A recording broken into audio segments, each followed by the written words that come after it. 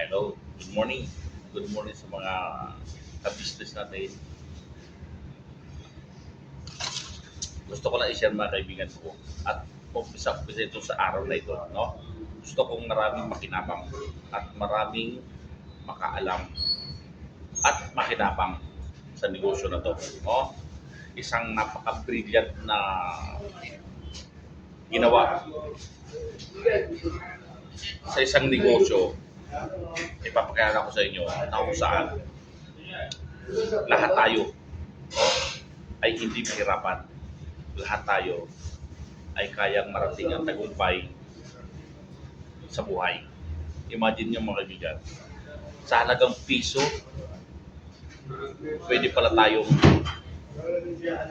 makabili ng gusto natin, mabago ang buhay natin sa halagang piso. At ito guys, ipapakilala ko sa inyo ang ating company na kung saan lahat walang mahirap. Kahit mahirap, kahit pulubi, pwede mag-join kung gustong mabago talaga ang buhay niya. Ito, panoorin niyo guys.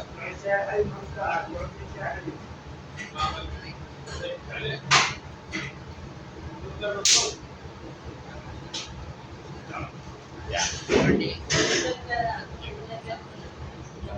Yan ang ating negosyo guys. Okay. Meron lang tayo disclaimer. Episode. Before that, welcome your business journey begins today. Yan. Lalo na sa mga bata. Okay, nilaos po tayo noong November 11.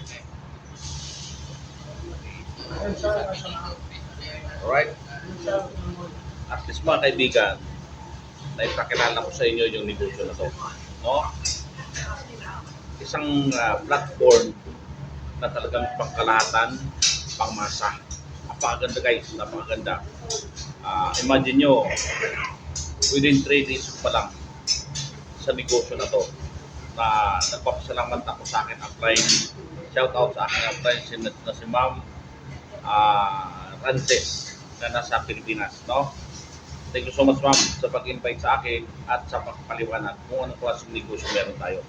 So gusto ko itong i-share sa ating mga kababayan, mga OFW o hindi man OFW para sa ating lahat ang negosyo na tumayo.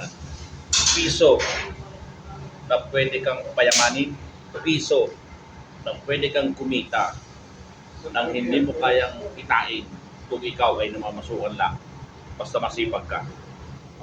Disclaimer lang po mga kaibigan ha. Lahat ng nanninegosyo meron po talagang struggle.